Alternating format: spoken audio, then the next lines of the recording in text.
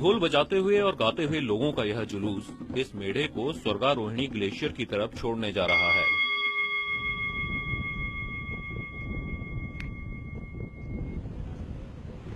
महाभारत के मुताबिक पांडवों ने इसी रास्ते से स्वर्ग जाने का प्रयास किया था।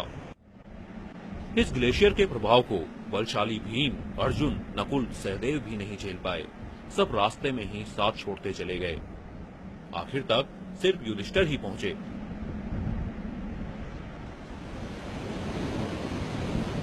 सफर शुरू हुआ भारतीय सीमा के आखिरी गांव माणा से। अलकनंदा को पार करके रास्ता जाता है सतोपंथ ग्लेशियर की तरफ। सामने बालू पर्वत है। लोगों ने बताया कि यहाँ द्रौपदी ने सबसे पहले शरीर छोड़ा। ये पहाड़ लगातार दरकता रहता है।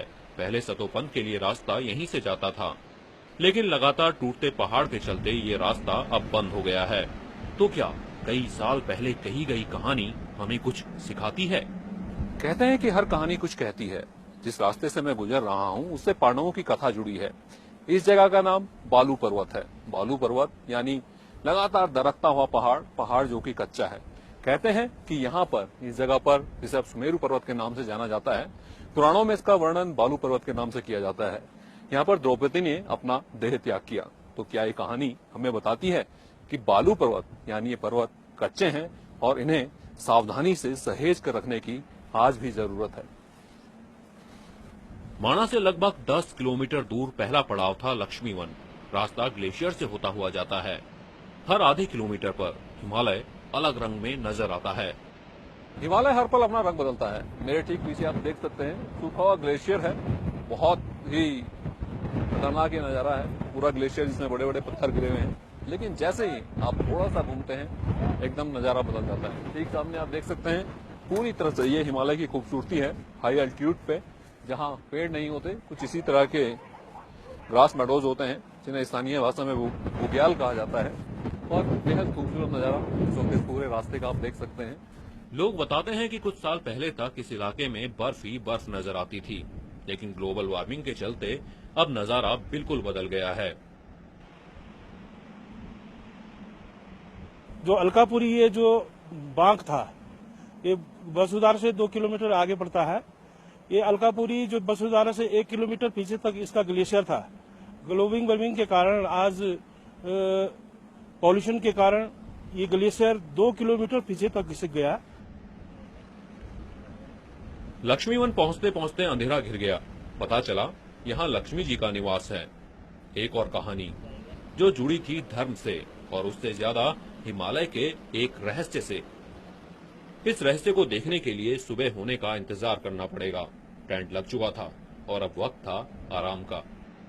तो ये वो जगह है जहां हम आते ही सुबह तक के लिए बेहोश हो जाते हैं। थका हुआ शरीर सिर्फ आराम करना चाहता है। सर पर टोपी लगाइए और ये स्लीपिंग बैग है, इसे लगाकर अगली सुबह तक सो जाइए। जब तक बाहर से आवाज आती है उठ जाओ, अगली यात्रा शुरू करनी है।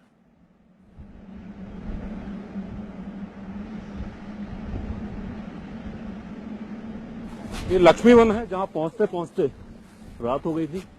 इस तंबू में हमने रात बिताई। काफी ठंड हो जाती है रात को यहाँ, इसलिए पूरे ग्लव्स दस्तानों के साथ यहाँ पर रात बितानी पड़ती है। ये हमारा सामान था जिसके बिना यहाँ सर्वाइव करना मुश्किल है। क्या आप यकीन करेंगे कि इस ऊंचाई पर जहां सिर्फ घास होती है, वहां बड़े बड़े पेड़ों का एक पूरा जंगल खड़ा है।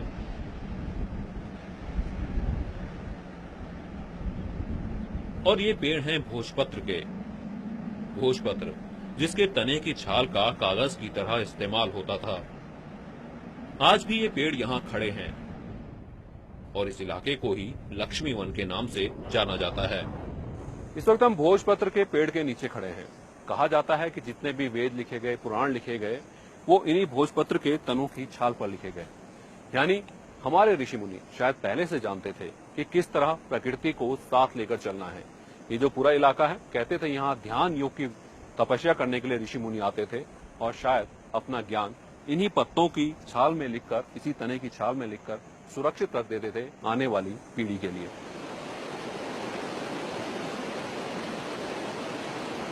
लक्ष्मी वन से आगे बढ़ चले। अब अगला पड़ाव था चक्र तीर्थ। रास्ता मुश्किल होता जा रहा था, बड़ी बड़ी चट्टानों के बीच से गुजरते हुए। एक मैदान में सुस्ताते कुछ लोग मिले, वापस लौटते तीर्थ यात्री, जिनके लिए पूरा रास्ता उनकी धार्मिक भावनाओं से जुड़ा है, जो चाहते हैं कि हिमालय के इस इलाके की खूबसूरती यूं ही बनी रहे। इंसानी विकास का पहिया यहाँ से दूर ही रहे तो अच्छा है। आपको ये जो पूरा ट्रैक था, ये किस तरह का ट्रैक लगा और आपको लगता है कि इसमें किस तरह का डेवलपमेंट होना चाहिए ताकि लोग आसानी से आ सकें, या ये ट्रैक ऐसे ही रहना चाहिए? देखिए, हमारे हिसाब से तो ऐसे ही रहना चाहिए, क्योंकि अगर डेवलप करते हैं तो उसके बाद लोग पिकनिक के उससे आते हैं, और जो पिकनिक के लिए आता है वो कचरा फैलाएगा, उसके लिए धार्मिक वो नहीं रहती। तो उसके लिए जो पिकनिक के लिए आएगा वो आपको पता ही है, उसका कोई वो नहीं होता। मतलब आप लोगों को लगता है कि जो इसकी पवित्रता है या जो इकोलॉजिकल सिस्टम है वो ऐसा ही बना रहना चाहिए? ऐसे ही बना रहना चाहिए, मुझे तो ऐसे ही लगता है।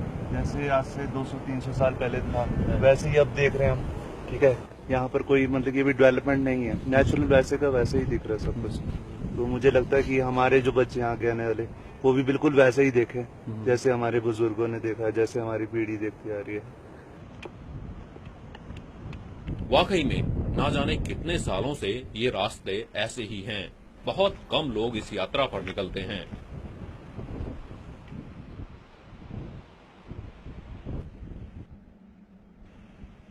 सारी थकान उस वक्त दूर हो गई जब ठीक सामने सहस्त्रधारा नजर आया। ऊंची पहाड़ी से गिरते कई झरने एक अलग और अद्भुत नजारा बना रहे थे।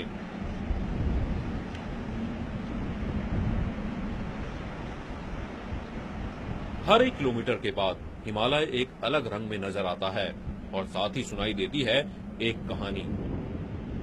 कहते हैं यहाँ पे स्वर्ग की तरफ जाते हुए सहदेव ने शरीर छोड़ा। इससे आगे पहाड़ी रास्ता खत्म हो जाता है। जो कंकीला और पथरीला रास्ता था ये भी बिल्कुल अब खत्म हो गया है। इस वक्त हम हैं सहस्त्रधारा पर। ठीक सामने आप देख सकते हैं पहाड़ों से कई धाराएं निकलकर सामने आ रही हैं और धार्मिक मान्यताओं के अनुसार ये माना जाता है कि यहाँ पर सहदेव ने अपने प्राण त्यागे। लेकिन ये जो पूरा का पूरा ग्लेशियर है इस वक्त पिघल कर नीचे आ रहा है और एक नदी की शक्ल ले रहा है और यहाँ से आगे का जो रास्ता है बेहद मुश्किल हो जाता है, क्योंकि इसके बाद पूरा का पूरा ग्लेशियर है, बर्फीला रास्ता है और बहुत ही संभल कर अब आगे सतोपन की तरफ बढ़ना पड़ेगा।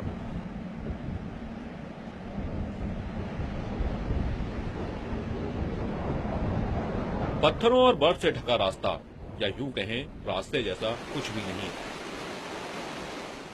बड़े बड़े पत्थरों के बीच आगे जाने वाले कदमों के निशान भी नजर नहीं आते और दिमाग में घूमती रहती हैं वो सारी कहानियां जो आपको चलने से पहले सुनाई गई थी। हिम मानव की कहानी, हिम तेंदुए की, या फिर बलशाली भीम और अर्जुन के रास्ते में ही दम तोड़ने की। शायद ये कहानियां इस रास्ते से इसलिए जोड़ दी गई ताकि लोग सम्मान करें, ध्यान रखें खूबसूरत लेकिन संवेदनशील हिमालय का। ये जो पूरा इलाका है, जिस इलाके में हम यात्रा कर रहे हैं, ये बहुत ही इको सेंसिटिव इलाका है। और अगर पुराने लोगों को देखा जाए, पुराने लोग इस इलाके में जो भी आते थे, वो भीड़ पालक या यात्री आते थे, वो इस इलाके की इको सेंसिटिविटी के लिए बहुत ही ज्यादा चैतन्य थे। उन लोगों के नियम थे, वो बहुत जोर से आवाज नहीं करते थे, बहुत चमकीले वस्त्र पहन करके नहीं आते थे। हमारा जो अभियान दल है ये कोशिश कर रहा है कि हम भी इस इलाके के लिए कुछ कंट्रीब्यूट करें। तो ये हमने तय किया है कि हम वापस जाते हुए सतोपंत और स्वर्गारोहिणी जहां तक के भी जाएंगे, वापसी में क्योंकि हमारे पास सामान कम होगा तो हम जितना भी प्लास्टिक का गार्बेज होगा उसको इकट्ठा करके माणा तक पहुंचाएंगे ताकि वो सही जगह उसका डिस्पोजल हो सके।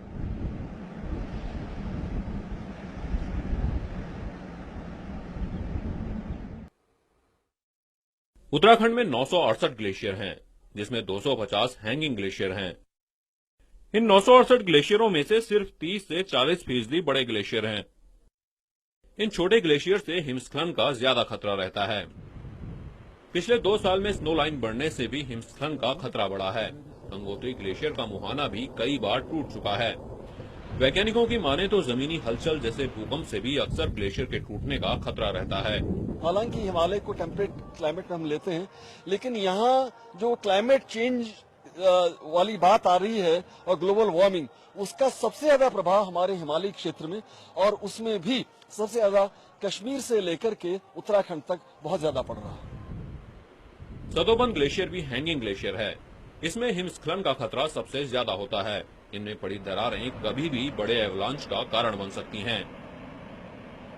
नेपाल में आए भूकंप के बाद पूरे हिमालय के ग्लेशियर खतरे की जद में हैं। ग्लेशियर कच्चे हो गए हैं। केदारनाथ में भी ग्लेशियर टूटकर झील में गिर गया था। जो झील टूटी थी वो झील टूटने का कारण एवलांच था। उसमें एक बहुत बड़ा एवलांच गिरा हुआ था, क्योंकि नीचे बारिश हो रही थी, ऊपर स्नोफॉल हो रहा था, तो वो एवलांच ने ही झील को तोड़ा। इन ग्लेशियर की लगातार निगरानी बेहद जरूरी है, ताकि आने वाली किसी भी आपदा का पहले पता लग सके और उससे निपटा जा सके। से निकली गंगा, चलो पानी दूध सीधार, ओह पुर का जीराई अपना, राजा भागीरथी ने सारा, गौमुख से निकली गंगा, चलो पानी दूध। चक्र तीर्थ ग्लेशियर के बीच में बना एक बड़ा मैदान है, जहां ये माना जाता है कि अर्जुन ने शरीर त्यागा। यहाँ तापमान माइनस में चला जाता है। शाम होने लगी थी और हमारा टेंट मैदान में लग गया। अंधेरा होने में वक्त था और शुरू हुआ किस्सों का दौर। साथ में चल रहे नेहरू इंस्टीट्यूट ऑफ माउंटेनियरिंग के लड़के ने बताया कि कैसे आपदा के वक्त वो बर्फ में फंस गए और 7 ग्लूकोज के डिब्बों ने 14 लोगों की जान बचाई। जब तक तुम्हारे पास खाना नहीं था, वहाँ उस टाइम कैसे सर्वाइव की? उस टाइम बड़ा मुश्किल हो रहा था। बर्फ ही बर्फ खा के कुछ हमारे पास ग्लूकोज बचा हुआ था, ग्लूकोज में बर्फ डाल के उसकी तरीके से खा रहे थे, बस पानी में ही जिंदा थे। कितने दिन ऐसे बीते? कम से कम 7 दिन। अच्छा। जब लोग हम वहाँ से चले थे और वहाँ तक आने आते हैं, क्योंकि बर्फ बहुत ज्यादा था। एक दिन में 2 या 3 किलोमीटर ही क्रॉस कर पा रहे थे, इसलिए टाइम लग गया। यार मैं ये जानना चाहता हूँ, जो मेरे देखने वाले हैं, दर्शक हैं, कि अगर वो कभी इस सिचुएशन में फंस जाए कोई, तो तुम बता सकते हो कि सर्वाइव करने के लिए सबसे जरूरी चीज जिसने सबसे बड़ा सहारा दिया तुम्हें, वो क्या थी? वो था हमारा ग्लूकोज।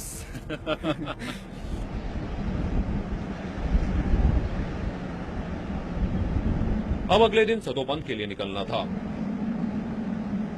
सतोपन झील, जिसके बारे में सुनते आए थे, जहां देवता स्नान करते हैं, जहां महाबली भीम ने अपना शरीर छोड़ा। सुबह होते ही हम निकल पड़े सतोपन ग्लेशियर की तरफ। एकदम खड़ी चढ़ाई, एक एक कदम कई कई मन का हो जाता। मेरे कैमरामैन प्रदीप रावत पहुंच चुके हैं चोटी पे। वो पहले आगे भागे ताकि वो दिखा सके कि आखिरी रास्ता कितना मुश्किल है। अब ये चढ़ाई है, उसके बाद सीधी ढलान आएगी सतोपन तक जाने के लिए, सतोपन सरोवर तक पहुंचने के लिए। तो बस कुछ कदम और चलना है मुझे उस झंडे तक पहुंचने के लिए, लेकिन ये आखिरी कुछ कदम भी काफी भारी लग रहे हैं। लेकिन पहुंचते हैं, क्योंकि ये लहराता हुआ झंडा उम्मीद जगा रहा है कि बस मंजिल आने ही वाली है। सतोपन तक की पहली चढ़ाई पूरी होने ही वाली है।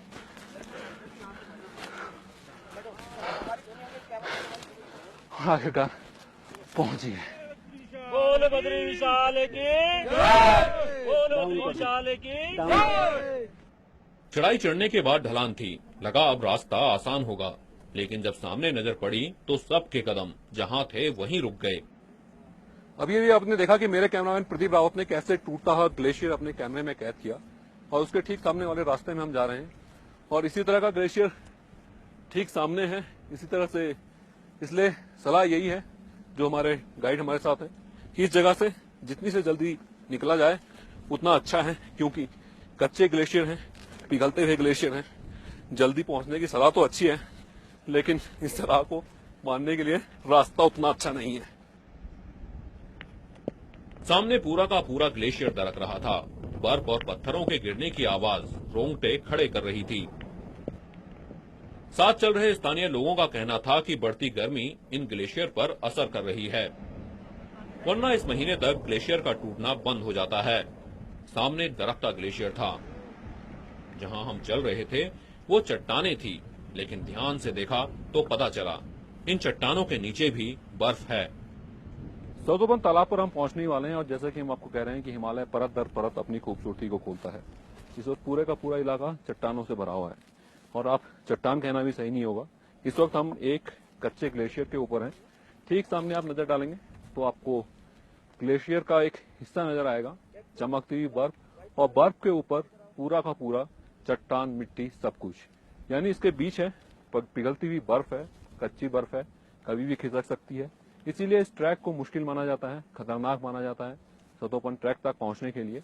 और जो सबसे अच्छा मौसम है वो यही सितंबर का महीना है। जैसे जैसे बर्फ गिरेगी और ज्यादा मौसम खराब होगा। इसके अलावा जब गर्मी ज्यादा होगी तब भी ग्लेशियर दरकते ज्यादा हैं, पिघलते ज्यादा हैं।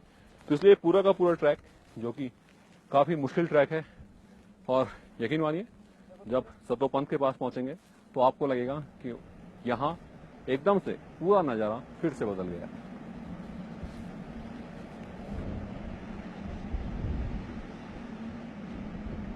आखिरकार हम पहुंच गए उस चोटी पर जहां से सतोपन झील नजर आती है।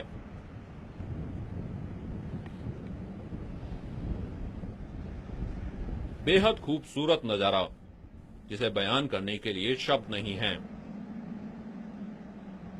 और आप देखिए इस खूबसूरत नजारे को जिसे सिर्फ महसूस किया जा सकता है।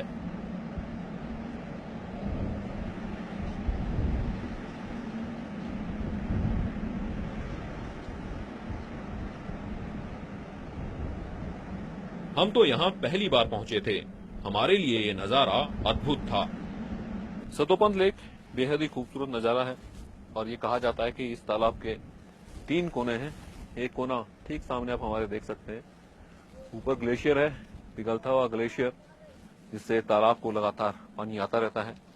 थोड़ा सा दूसरी तरफ जाएंगे तो सीधे हाथ पर दूसरा कोना नजर आएगा सतोपंथ लेक का। ठीक सामने वहां पर भी ग्लेशियर का खूबसूरत नजारा है, और सीधे हाथ की तरफ जाएंगे तो वो तीसरा कोना है इस पूरे के पूरे तालाब का।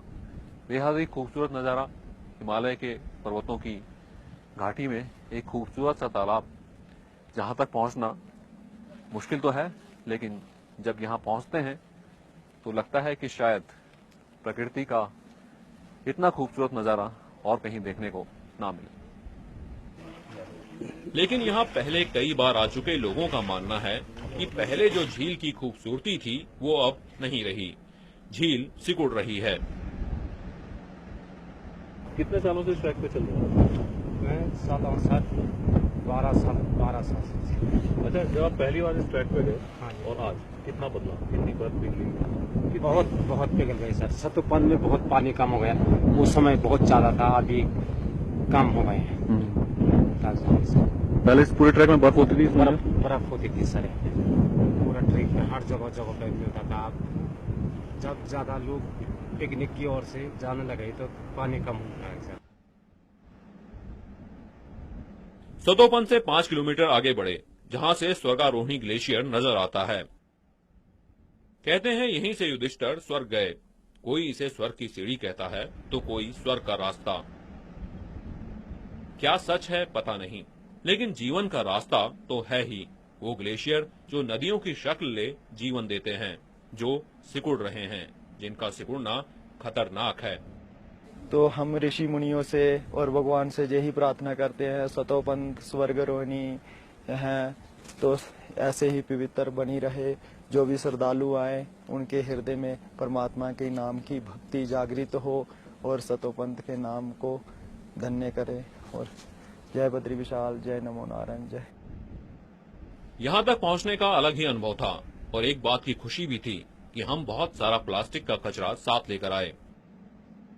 जब भी मीडिया ऐसे स्थानों में जाता है जो बहुत सेंसिटिव है, वो पूरी गंदगी को सूट करता है। लेकिन इस बार ये इतिहास में शायद पहली बार होगा ऐसा कि मीडिया ने वहाँ से पूरी गंदगी को न सिर्फ वहाँ से निकाल के लाया, जो बहुत सेंसिटिव इलाका है। तो ये मुझे इस ट्रैक की सबसे अच्छी बात लगी। हमें संतुष्टि है कि जो सतोपन से लेकर के और माणा गांव की बाउंड्री तक के जो हमारी नजरों में दिखा प्लास्टिक का गार्बेज, वो हम लेकर के आए। हिमालय का ये सफर तो खत्म हो गया, लेकिन उम्मीद करते हैं कि आने वाली कई पीढ़ियों तक ये खूबसूरती यूं ही बनी रहेगी। हिमालय और हिमालयी संस्कृति से जुड़ी ये कहानियां यूं ही सुनाई जाती रहेंगी। 50 किलोमीटर चलने के बाद इन सबके चेहरों पर थकान होनी चाहिए। मैं भी चल के आया हूँ, मेरे चेहरे पे भी होनी चाहिए, लेकिन थकान नहीं है, खुशी है, और अच्छे काम की खुशी तो होती ही है।